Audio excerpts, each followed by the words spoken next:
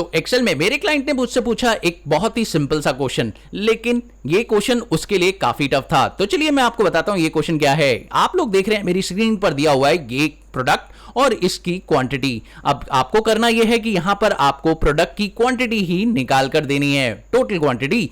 लेकिन शर्त यह है कि यहां पर केस सेंसिटिविटी का प्रॉब्लम है। तो अगर आप मॉनिटर देखें तो यहां पर आपको मॉनिटर स्मॉल केस में भी दिख रहा है और कैपिटल केस में भी दिख रहा है, और उसकी यह शर्त है कि यहां पर जो स्मॉल केस वाले मॉनिटर है सिर्फ उन्हीं की क्वांटिटी का टोटल यहां रिफ्लेक्ट हो। तो ये कैसे होगा, चलिए मैं आपको बताता हूं। पहले मैं आपको सॉल्व करके दिखा देता हूं, फिर मैं आपको प्रॉपर इसे डिटेल में समझाऊंगा। तो सॉल्व करते हैं और देखते हैं हम इसे कर पाते हैं या नहीं। तो मैंने सबसे पहले यहां पे लगाया सम प्रोडक्ट, उसके बाद मैंने यहां लगाया एग्जैक्ट फंक्शन और यहां पर इस पूरी की पूरी रेंज को सिलेक्ट किया और उसके बाद कॉमा प्रेस करके इस सेल को सिलेक्ट कर लिया, ब्रैकेट क्लोज किया, उसके बाद मल्टीप्लाई किया 1 के साथ, कॉमा प्रेस किया और फिर उसके बाद मैंने इस क्वांटिटी वाली रेंज को सिलेक्ट करके ब्रैकेट क्लोज कर दिया, एंटर प्रेस किया और अब देखिए उसको ये आंसर मिल गया और वो खुश हो गया। लेकिन मैंने अब उसे समझाया कि ये मैंने किया कैसे। तो चलिए मैं आपको भी समझा देता हूं कि ये हुआ कैसे।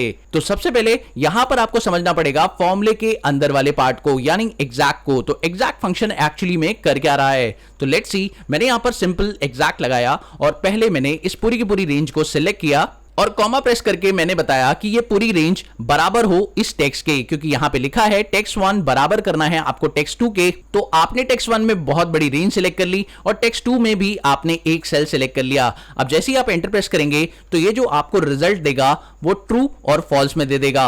अब एक्सेल में एक रूल होता है कि आप लोग जहां पर भी ट्रू देखते हैं वहां पर एक्सेल 1 कंसीडर करता है और जहां पर आप फॉल्स देखते हैं वहां पर एक्सेल 0 कंसीडर करता है। लेकिन ऐसा वो तभी कर पाएगा जब आप इसके साथ कोई मैथमेटिकल कैलकुलेशन करेंगे। तो सिंपल सी बात है, मैंने इसके साथ एक सिंपल सी मैथमेटिकल कैलकुलेशन यानी कि मल्टीप्लाई विद 1 कर दिया।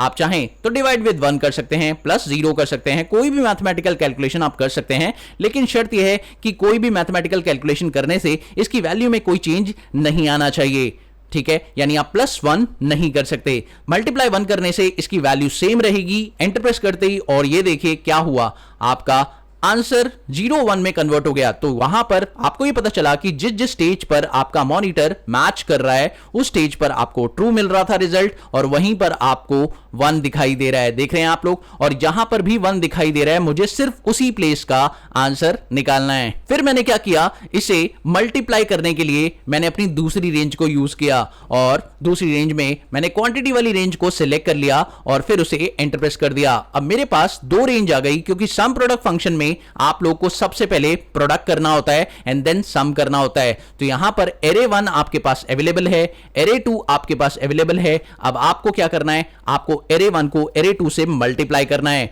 और यही सम प्रोडक्ट करता है। तो यहां पर एरे 1 को आपने एरे 2 के साथ मल्टीप्लाई किया और आपको ये रिजल्ट्स मिल गए। तो जहां जहां पर आपको देखिए रिजल्ट मिले हैं वो है 5, 7 और 8, ये रिजल्ट आपको दिखाई दे रहे हैं। अब आप यहां पर जैसे इसका टोटल करेंगे तो आपको 20 मिल जाएगा, यानी अब यहां मल्टीप्लाई भी हो गया और सम भी हो गया। यही काम आपका सम प्रोडक्ट करता है। अगर आप देखें तो यहां सम प्रोडक्ट से भी यही आंसर आएगा। अगर आप सम प्रोडक्ट में एरे 1 में इस रेंज को सिलेक्ट कर दें और एरे 2 में आप इस रेंज को सिलेक्ट कर दें और एंटर प्रेस करें तो देखिए सेम रिजल्ट आपको मिल रहा है, यानी वो पहले प्रोडक्ट कर रहा है और फिर आपस में सम कर रहा है, ठीक है।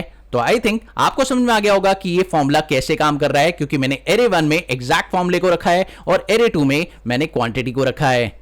क्लियर है? आई थिंक इस वीडियो से आप लोगों को काफी अच्छी ट्रिक का पता चल गया होगा। अगर आपको वीडियो पसंद आई तो प्लीज इसे लाइक करिएगा, चैनल पर नए हो तो सब्सक्राइब भी कर दीजिएगा। मिलते हैं अगली वीडियो में एक और नई कंटेंट के साथ, तब तक के लिए देखते रहिए, सीखते रहिए गाइड ऑफ मैथ।